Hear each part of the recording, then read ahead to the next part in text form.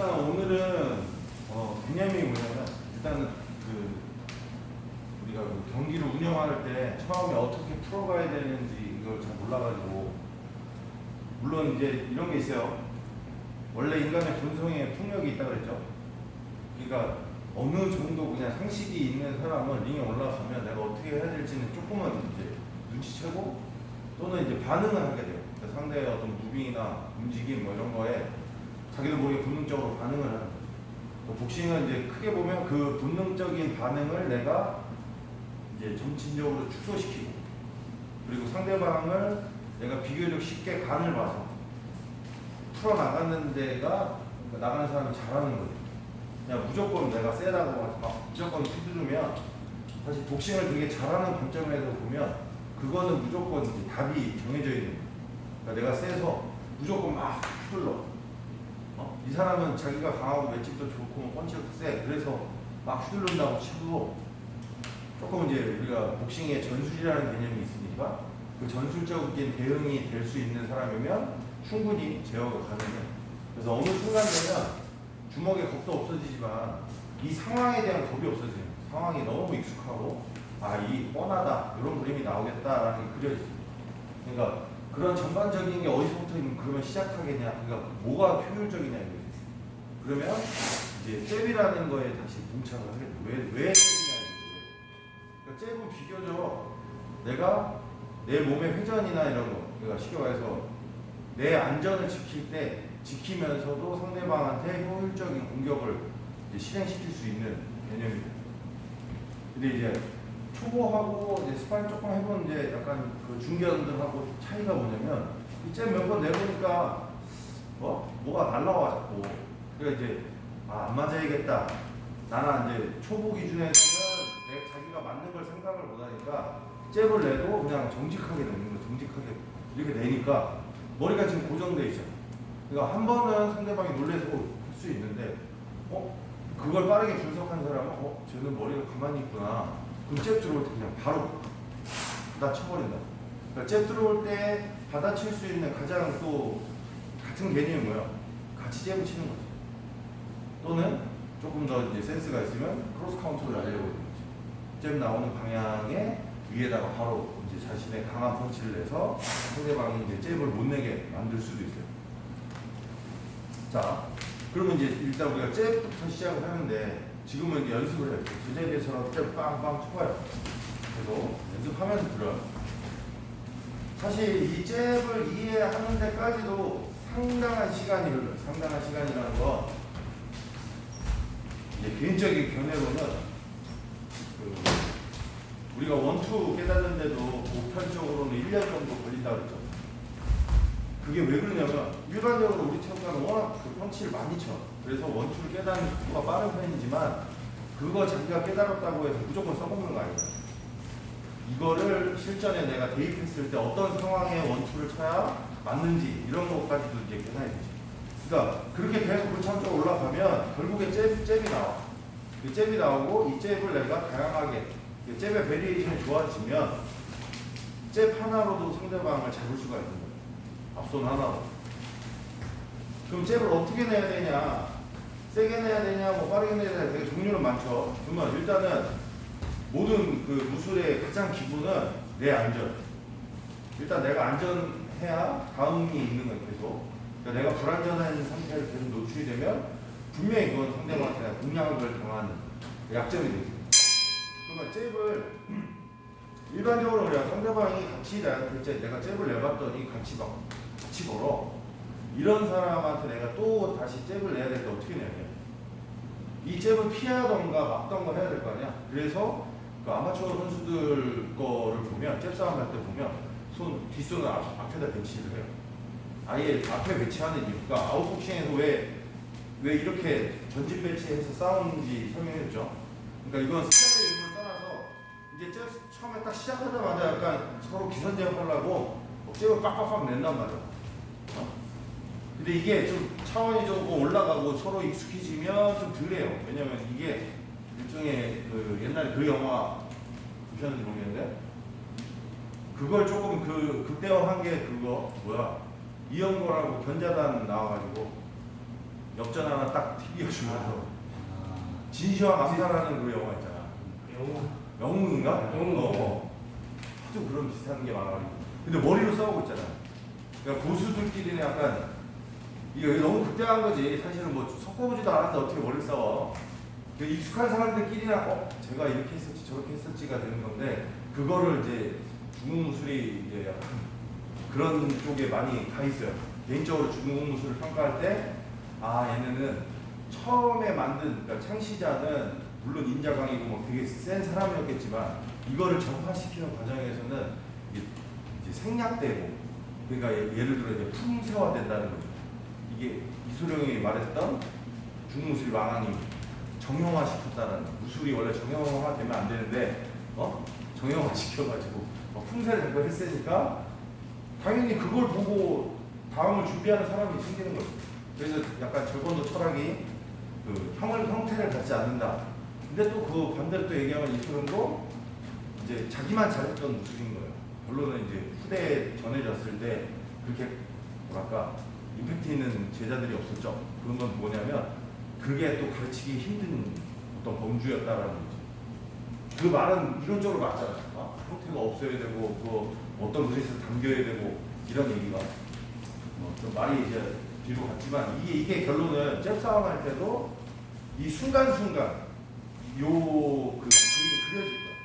몇 번 이렇게 섞다 보면 얘 스타일, 얘가 타이밍, 얘가 어떻게 하면 본능을 내가 자극했을 때 어떤 액션이 나온다라는 게 판단이 되고 나면 공략하기가 되게 쉬워요. 그러니까 지금 얘기할 건 사실 이런 것보다 내 안전을 우선해서 상대방 간을 보는 부터가 시작이라고 생각합니다.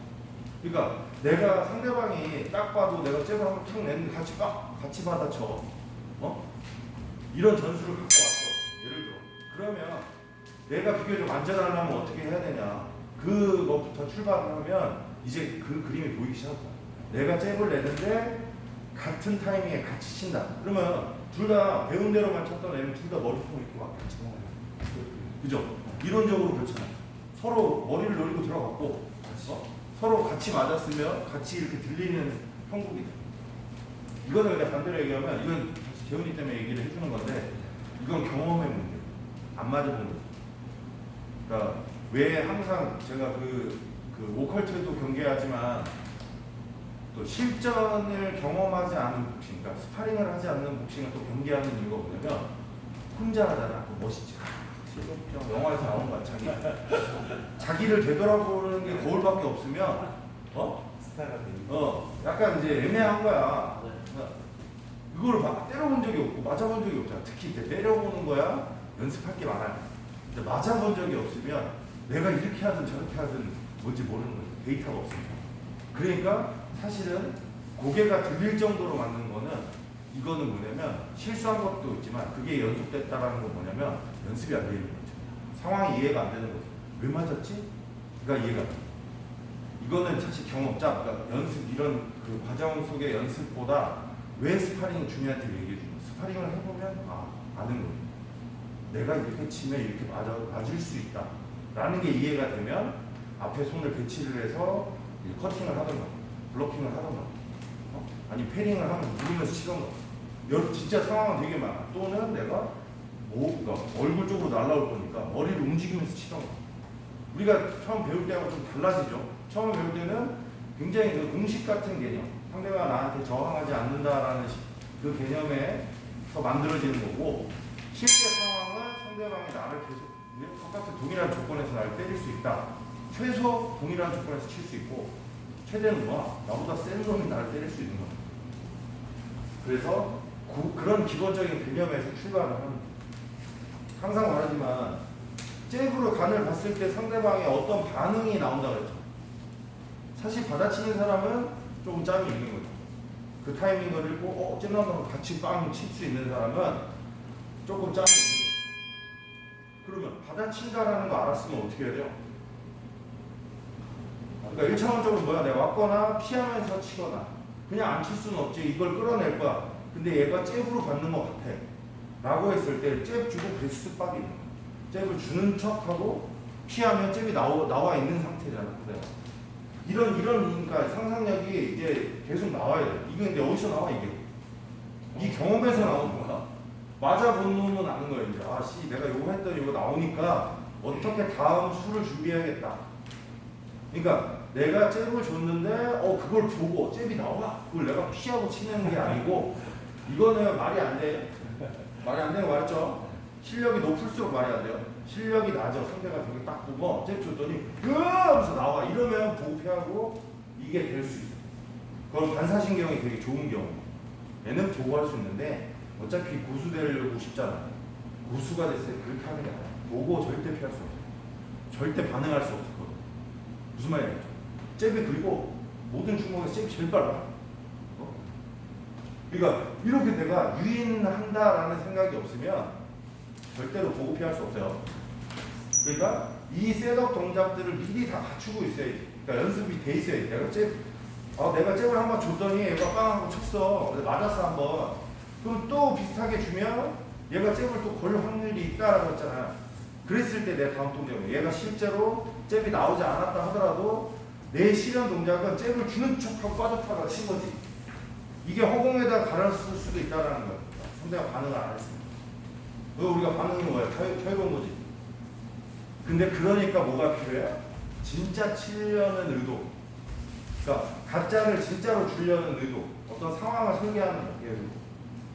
얘의 본능을 자극시킬 수 있는 구조. 그래서 만들어진 게 우리가 매주 목요일마다 하는 게 아웃복싱 컨셉에서 하는 가장 큰 틀이 뭐야? 비교적 내가 안전하게 상대가 간 보고 다음 턴을 준비하는 거야. 얘 반응에 따라서 다음 턴을 준비하는 거야. 그것도 정해줬죠. 막았을 때라고 했죠. 막았을 때. 빠지는 상대한테는 또 뭐야? 우리가 압박해서 들어가는 훈련이 있고, 만약에 받아쳤을 때, 받아친다. 그러니까 나도 맞는 거를 의식을 하면 이제 거기에 무빙이 좀 바뀌는 거지. 고속잽 내가. 그러니까 당연히 잽이 체중 이동을 전체를 가지고 하는 잽이 있고 체중 이동을 조금만 주는 잽이 있겠지. 그죠? 근데 진짜처럼 보여요. 왜냐면 사실 여러분들의 잽은 지금 그렇게 세진 않지만 파워 잽을 나중에 별도로 연습하라고 했죠. 카운터 연습할 때 원래 이쪽 손 강하게 쳤으니까 얘도 이제 강하게 치는 연습.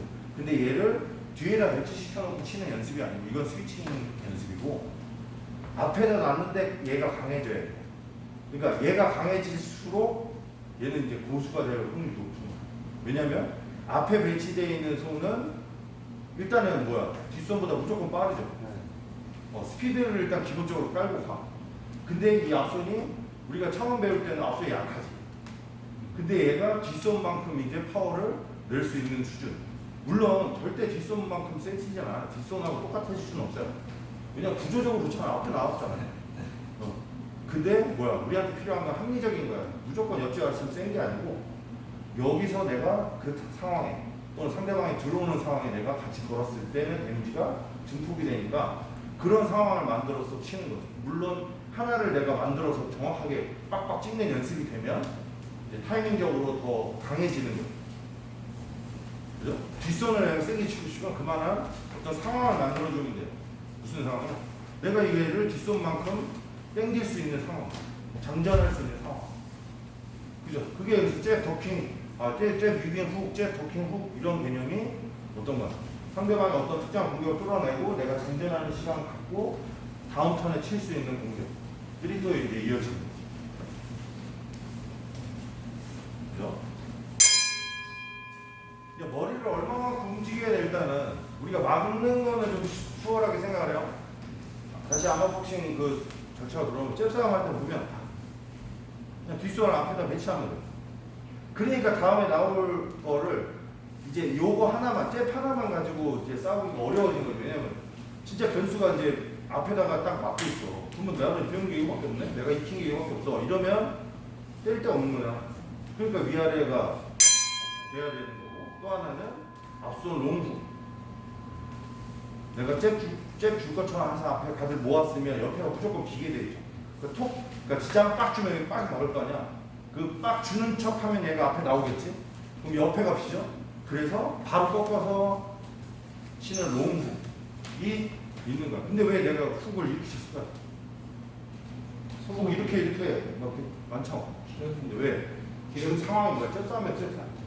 그 길다는 거지. 내가 잽을 치고 막 길 들어갈 거 아니면, 어?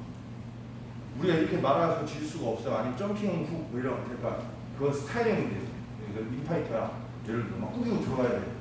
그러면 내가 뛰어 들어가면 칠 수 있지만 지금은 잽싸움을 하려고 나도 긴 거리에서 대치하고 있어. 그러면 얘가 제일 효율적인 거야. 이 연습도 따로 돼 있어야 당연히 어마어마한 훈련을 해놔야 얘가 써먹고 치겠지.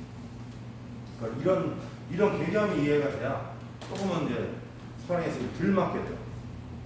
그리고 내 잽에 상대방의 어떤 특정한 반응에 대해서 생각을 하고 그 다음 수를 준비한다. 이제 여기 어느 정도 좀 정리가 되지?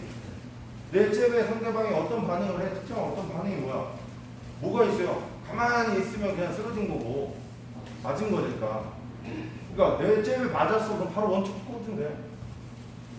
내 정신 못 차리면 이거 이래. 이러면 원투 맞으면 무조건 가요. 이런 사람이, 그러니까 이런 사람은 뭐야? 초보지. 막 이러는 거는 똑서가 아닌 거 아직. 뭐가 나와. 그 상대가 맞더라도 해서 정신 차리고 딱 다음을 준비하면 되는데 막 정신 못 차리면 아직은, 그러니까 옆집 아저씨를 못 보나. 자기는 때릴 수는 있어도 뭘 맞았을 때 반응이 이래버려. 근데 이게 전 인구의 한 90%는, 전 세계 인구 90%는 다 이게 본능이니까. 안 배웠으면 어쩔 수 없는 거예요. 무술하는 인구가 그렇게 많지 않아요, 생각보다. 자, 그리고 내 잽에 상대방이 예를 들어 재훈이 예를 다시 들면 잽을 쳤더니 얘가 고개가 들려. 이 상황은 정해진 거야. 사실 원투 찍었으면 들린 상태로 맞았을 것 같아요. 빵빵 하고 꽂히니까 기절하는 거야. 턱에 걸리면 이 원투가 보통은 이렇게 안 맞고 이마로 흘리거나 이렇게 흘려야 되는데, 그러니까 이거는 뭐야? 헤드윅으로 상대 펀치를 흘릴 수 있는 거는 상당한 내공이 있다라는 거지. 몇 번 맞아보니까 이 타이밍적으로 흘리는 걸 이해한 거죠. 그게 아니라 내가 뻥 하고 맞아. 이렇게 들릴 정도면 이 데이터가 없다라는 거예요. 시합 나갔을 때도 사실 많이 나와. 왜냐면 너무 이제 쪼레들끼리 한번 이렇게 맞아본 적이 별로 없으니까 긴장을 했는데 몸이 느려지죠. 그러니까 상대방이 그렇게 빠르게 친 것도 아닌데 타이밍적으로 맞아서 이렇게 됩니다. 이런 상황에서는 사실 심판도 말리는 상황으로 이어질 확률이 높아요. 고개가 확 턱이 들려버리죠. 왜냐면 턱으로 들어가는 직선적인 이 데미지는, 이런 데미지는 이 뇌를 자극시킬 확률이 엄청 높고, 그러니까 위험해. 기절로 이어질 확률이 커요. 그래서 복서한테는 턱을 당기는 훈련을 하는 거예요. 맞더라도 목의 근육이 턱을 잡아주고 버텨야 된다는 거예요. 그래서 잽 내고 까치 밑에 봐라. 까치. 그러면서 이제 자연스럽게 상대방의 반응 이런 것까지도 이해가 됐으면 다음 수가 이제 정해진다 그랬죠. 그래서 항상 제가 이 사이에도 많이 얘기했지. 빠졌다 멈추라고. 그러니까 이도 저도 아니야. 그러니까 상대방이 자꾸 뭐 받아치고 뭐해. 이런 상황을 인지를 했어. 내가 어떤 액션을 줬는데 얘가 무조건 막 걸어. 거기다 카운트 찍고 아니면 원투 찍고 들어와. 내가 뭐만 하면 막 칠라 그래. 칠라 그래가 아니라 쳐. 근데 내가 한번 딱 버섯 2개라도 걸려봤어. 이러면 꼬시면 되는 거야. 얘는 내 어떤 반응에도 그렇지. 근데 여기서 중요한 거는 빠졌다 원투하고 백원투 달라. 백원투는 상대방이 들어오는 타이밍을 내가 같이 빠지면서 걸고 친 거고, 그게 백원투라고 하고, 빠졌다 원투는 뭐냐면 내가 줬더니 하고 들어와. 내가 빠진 거야. 그거 피한 거지. 그 다음에 빠르게 들어가서 다시 찍은 거지. 그게 빠졌다 원투예요. 일반적으로는 우리가 쓱박 타이밍을 빠졌다 원투 타이밍하고 같이 보는 거예요. 왜냐면 이런 게 있어요. 상대가 너무 좀 빠르고 기술적으로 완숙이 좋으면 사실 쓱박 타이밍이 조금 더 빠를 수는 있어도 위험할 수 있어요. 다음 수가 준비되어 있는 건데 쓱박을 치고 다음 거까지 막 빵빵 찍으려면 내가 쓱박을 잘못 치면 나도 맞는 거지. 차라리 그냥 그 타이밍에 훨씬 더 안전하고 더 강하게 칠 수 있는 게 바로 아예 내가 스텝 아웃을 했다가 들어가면서 다시 까는 거예요. 자, 얘보다 얘가 훨씬 더 체중 운동이 크죠. 힘들 뿐이지. 그죠? 그래서 약간 아마 스타일에서는 이 빠졌다 카운트가 더 많이 쓰인다라고 생각하면 돼요. 그러니까 많이 쓰인다기보다는 스타일의 차이인데 이게 훨씬 더 안전하다. 확실히 그냥 빠져서 그러니까 왜냐면 흘리다가 내가 흘리려고 했는데 거기를 얘가 연동하고 때릴 수 있죠.